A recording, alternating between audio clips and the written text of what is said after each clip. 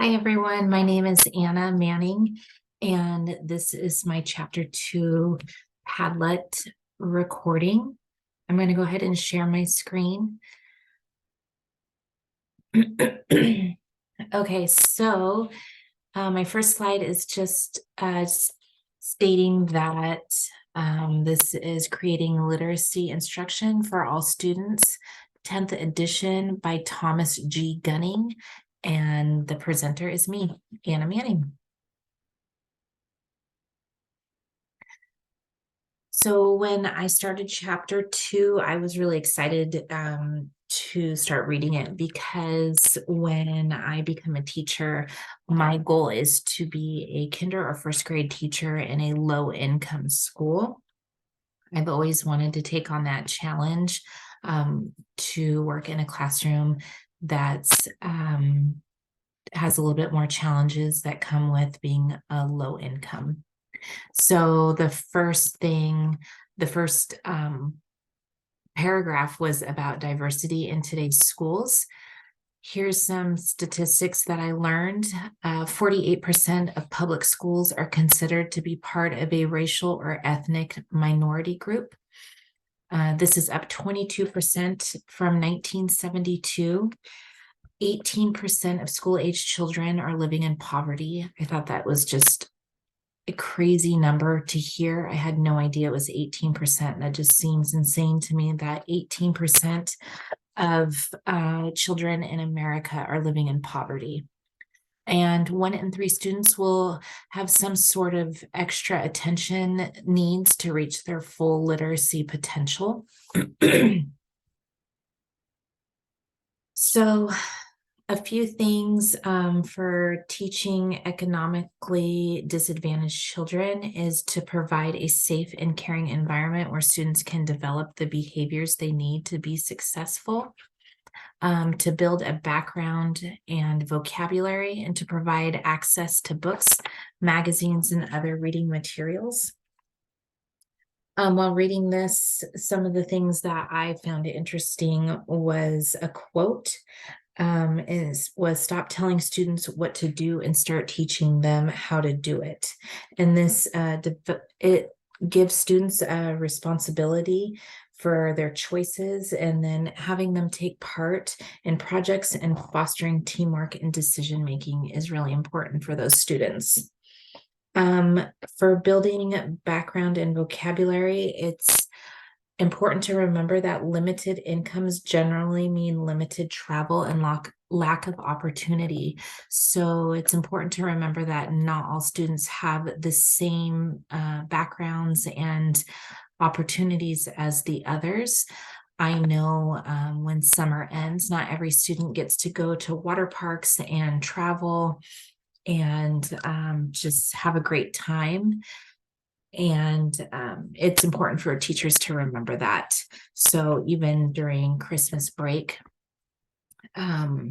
if 18% of students are living in poverty, that means there are definitely going to be students who don't have the same experiences as the other children for Christmas break, summer break, things like that.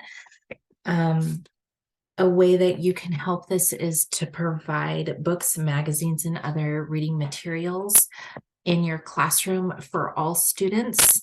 If you have challenges, if your students have challenges at home and they are living in poverty, they probably don't have a lot of opportunities to have books and magazines and different learning materials.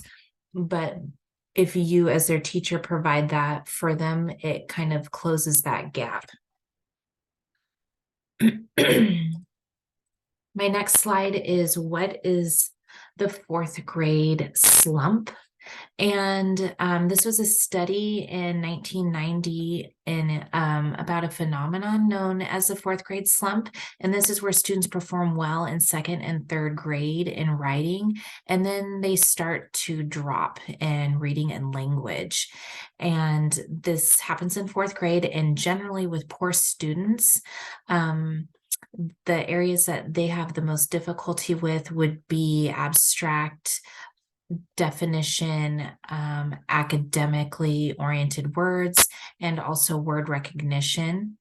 The spelling scores also begin to fall. Writing and reading content are important to have for added opportunities for these students, so we can prevent that fourth grade slump. Another topic that I found interesting in chapter 2 was learning about students who are gifted and talented. Gifted and talented students are defined as those who give evidence of high achievement capability in areas such as intellectual, creative, artistic, or leadership capacity, or in a specific academic field, and who need service or activities not ordinarily provided by the school in order to fully develop these capabilities. So often we forget about the students that are way above grade level, and we need to make sure that they're getting attention as well as the students that may be behind. Some ways that you can challenge gifted and talented students is by having reading and writing workshops. I read that students that are more highly capable really thrive on things like this, especially using poetry and other work groups.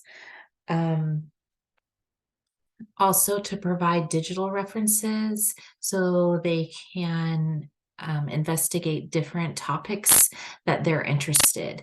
If a student is learning at a higher level, the books that you have in your classroom might not be challenging enough for them. So a way that they could learn is through internet searches. And also there's different high cap programs that you can try.